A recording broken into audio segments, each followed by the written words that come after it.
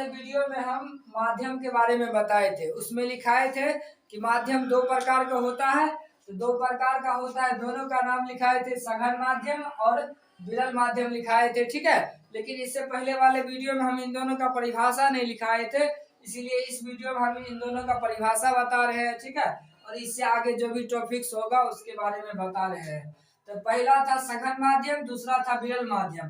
तो सघन माध्यम का परिभाषा क्या होता है वो हम बता रहे हैं। ठीक है, तो सघन माध्यम लिखकर डैश दिए हैं। सघन माध्यम का परिभाषा होगा दो माध्यमों में जिस माध्यम में प्रकाश की चाल कम होती है उसे सघन माध्यम कहते हैं। यानी कि दो माध्यम, मान लीजिए एक माध्यम हवा है, एक माध्यम पानी है। तो हवा में प्रकाश की चाल कितनी होती है? तो 3 लाख किलोमीटर प्रति सेकंड होता है।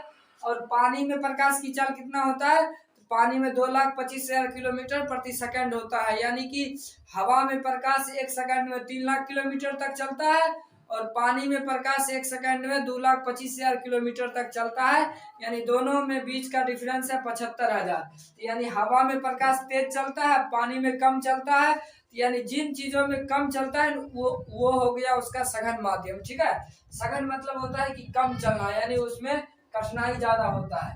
ठीक है, तो इसका सघन माध्यम का परिभाषा होगा दो माध्यमों में जिस माध्यम में प्रकाश की चाल कम होती है उसे सघन माध्यम कहते हैं। तो इसका जैसे होगा, हवा की अपेक्षा पानी प्रकाश के लिए सघन माध्यम है।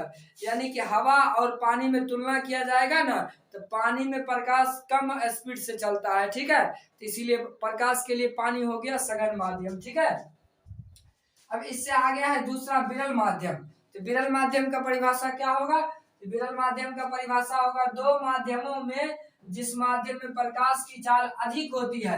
यानी जब दो माध्यम लिया जाएगा ना, तो जिसमें प्रकाश की चाल अधिक होगा ना वो कहलाएगा विरल माध्यम। ठीक है, तो जैसे कि हवा और पानी एग्जांपल में ले लिए, तो हवा में प्रकाश की चाल 3 लाख किलोमीटर प्रति सेकंड होता है और पानी में 2 लाख किलोमीटर प्रति सेकंड 2,25,000 किलोमीटर प्रति सेकंड होता है। तो दोनों में से ज्यादा किसमें चाल है? दोनों में से किसमें ज्यादा चाल है? तो हवा में चाल ज्यादा है प्रकाश के, तो हवा हो जाएगा विरल माध्यम। ठीक है, विरल माध्यम का परिभाषा होगा दो माध्यमों में जिस माध्यम में प्रकाश की चाल अधिक होती है उसे विरल माध्यम कहते हैं। ठीक है, जैसे लिखना है, पानी की अपेक्षा हवा प्रकाश के लिए विरल माध्यम है। यानी कि पानी की अपेक्षा हवा में प्रकाश ज्यादा तेजी चलता है, इसीलिए हवा क्या हो गया? विरल माध्यम हो गया। ठीक है, अब इससे आगे एक और है कि सम्मिश्रण के आधार पर भी माध्यम दो प्रकार के होते हैं। एक और है, उसमें भी माध्यम की चर्चा है। ठीक है, तो इससे आगे यह है सम्मिश्रण।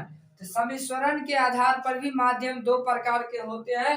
तो दो प्रकार का कौन कौन सा होता है वो देख लेते हैं। तो पहला है समांगी माध्यम, दूसरा है विषमांगी माध्यम। ठीक है, तो इन दोनों का भी परिभाषा इससे आगे वाले वीडियो में जानेंगे। ठीक है, तो